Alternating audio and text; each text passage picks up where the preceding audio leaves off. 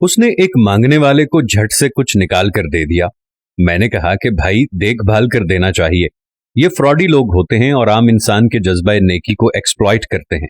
फरमाने लगे, आपने बजा फरमाया, मैं पहले ऐसे ही क्या करता था, फिर एक वाक़े ने मेरी दुनिया बदल कर रख दी। मैं अपने घर से साइकिल पर निकला था कि ठेकेदार से अपने बकायाजात वसूल कर लूं। मैं स्टील फिक्सर था और एक कोठी के लेंटर के पैसे बाकी थे, मगर ठेकेदार आजकल पर टरखा रहा था। मैं साइकिल पे जा रहा था कि एक शख्स अपना बच्चा फुटपाथ के किनारे लेटाए अस्पताल पहुंचाने के लिए टैक्सी का किराया मांगता फिर रहा था। वो कभी किसी पैदल का बाजू पकड़कर हाथ जोड़ देता, मेरा बच्चा बचा लें, मुझे टैक्सी का किराया दे दें, तो कभी मोटरसाइकिल वाले को हाथ देकर रोकता, कभी किसी कार वाले के पीछे भागता कि वो कार में उसके बच्चे को अस्पताल पहुंचा दे। कोई रुकता तो कोई ना रुकता, जो रुकता वो भी उसे घूर कर देखता और आप वाली सोच सोच कर उसे डांटता, काम करके खाने की नसीहत करता और आगे निकल जाता। मैं जो साइकिल साइड पे रोक के एक पांव जमीन पर टेके उसका तमाशा देख रहा था, अचानक उसकी नजर मुझ पर भी पड़ी और उसने मेरी साइकिल का हैंडल पकड़ लिया। भाईजान, खुदा के लिए मेरे बच्चे की जिंदगी बचा लें, इसको सख्त बुखार है, आप नीचे उतरकर इसको देख तो लें, आपको यकीन आ जाएगा, आप देंगे तो शायद किसी और को भी एतबार आ जाए। मगर मैं भी आपकी तरह सोच रहा था। फिर जिस जारहाना अंदाज में उसने मेरी साइकिल का हैंडल पकड़ रखा था, लगता था कि उधर मैं साइकिल से उतरा और उधर वो साइकिल पकड़ के भाग जाएगा। मैंने भी उसे काम करके खाने की तलकीन की और पिछले जुम्मे में सुनी हुई हदीस उसको सुना दी कि कमा कर खाने वाला अल्लाह का दोस्त होता है, और अपना हैंडल छुड़ाकर बुड़बुड़ाता हुआ आगे चल पड़ा। हरामखोर हमें बेवकूफ समझते हैं। 2-3 घंटे के बाद जब मैं बकायाजात वसूल करके वापस आया तो वो अभी उसी जगह खड़ा मांग रहा था। बच्चे को अब वो सड़क के पास ले आया था और उसके चेहरे से कपड़ा भी उठा रखा था। वो धाड़े मार मार कर रो रहा था। अब वो बच्चे के कफन दफन के लिए मांग रहा था। मैंने साइकिल को रोककर पांव नीचे टेका और मैयत के चेहरे की तरफ देखा। फूल की तरह मासूम बच्चा जिंदगी की बाजी हार गया था। मेरे रोंगटे खड़े हो गए। मैंने जेब में जो कुछ था बकायाजात समेत सब बगैर गिने निकाल कर बाहर फेंका और इससे पहले कि उसका बाप मेरी तरफ मुतवज्जे हो, साइकिल इस तेजी से चलाकर भागा कि गोया सारे शहर की बलाएं मेरे पीछे लगी हुई हैं। मैं घर पहुंचा तो मेरा बुरा हाल था। थोड़ी देर के बाद मुझे बुखार ने आ घेरा। बुखार भी कुछ ऐसा था जैसा कि कमर और जिस्म के दूसरे आज़ा टूट गए हों। घर वाले मुझे अस्पताल लेने के लिए निकलते और मैं चारपाई से छलांग लगा देता। मुझे अस्पताल नहीं जाना था। मैं उसी बच्चे की तरह एड़ियां रगड़ रगड़ कर मरना चाहता था। 2-3 दिन के बाद बुखार को तो आराम आ गया, मगर मैं जहनी मरीज बन गया। मुझे लगता गोया मेरा अपना इकलौता बेटा जो 3री क्लास में पढ़ता था, वो उस बच्चे के कफारे में मर जाएगा। मैंने बच्चे का स्कूल जाना बंद कर दिया।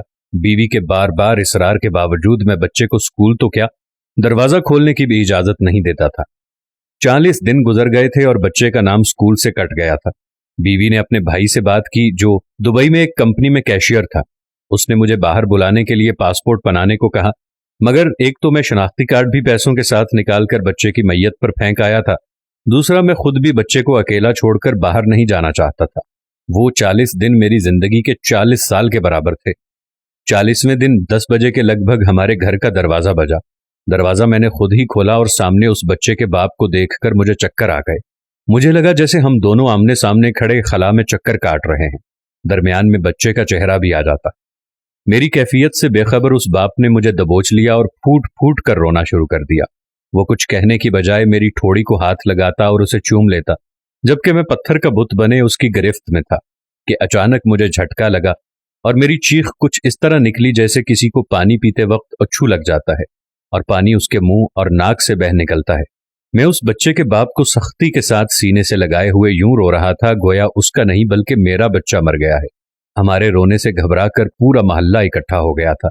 आहिस्ता आहिस्ता 40 दिनों का गुबार निकला। उसको मैं घर में ले आया। मोहल्ले वाले भी आ गए थे जिन्होंने उस आदमी से बहुत अफसोस किया। कुछ देर बाद उसने अपनी जेब से मेरा शिनाख्ती कार्ड निकाला और मुझे वापस किया। फिर जेब में हाथ डाल के कुछ पैसे निकाले और मेरा शुक्रिया अदा करके कहने लगा कि आपके पैसे बड़े बरकत वाले थे। शायद ये आपके खुलूस की बरकत थी कि मेरे बहुत सारे काम हो गए। सारे अखराजात के बाद कुछ पैसे बच गए थे। इनमें कुछ पैसे मैंने उधार लेकर डाले हैं, ये आप कबूल कर लीजिए, बाकी मैं बहुत जल्द आपको वापस दे दूंगा। मैंने पैसे वापस लेने से सख्ती के साथ इनकार कर दिया और मिन्नत समाजत करके उसे पैसे रखने पर राजी कर लिया। इसके बाद मैं यहां बतौर स्टील फिक्सर आ गया। मैं जी जान से काम करता था। चंद माह में तरक्की करके फोरमैन बन गया। 3 साल बाद मैंने साले की मदद से अपनी कंपनी बना ली और उस बच्चे के वालिद को भी अपनी कंपनी में बुला लिया। आज वो मेरी कंपनी में फोरमैन है। उस बच्चे के बाद अल्लाह ने उसे 2 बेटों और 1 बेटी से नवाजा है। मैं उसे आपसे मिलाऊंगा, मगर उससे साइकिल वाला किस्सा मत बयान कीजिएगा। वो आज तक नहीं पहचाना कि मेरी साइकिल रोक कर उसने मुझसे सवाल किया था। वो मुझे वली अल्लाह समझता है जिसने उसके बच्चे की लाश देखकर सब कुछ निकाल के दे दिया। कारी साहिब, उस दिन के बाद मैं किसी का हाथ खाली नहीं लौटाता। थोड़ा सा देने से ना वो अमीर हो जाता है और ना मैं गरीब होता हूँ। बस दिल को तसल्ली होती है कि मैं उस बच्चे का खूंबहा अदा कर रहा हूँ। रह गई लूटने की बात, तो कारी साहिब, हमें कौन नहीं लूटता। जूते वाला हमें लूटता है, कपड़े वाला हमें लूटता है, सब्जी और गोश्त वाला हमें लूटता है। इतना लूटने के बाद अगर कोई हमें अल्लाह के नाम पर लूट ले तो शायद हशर में हमारी निजात का सामान हो जाए कि ये बंदा मेरी खातिर मेरे नाम पर लुटता रहा।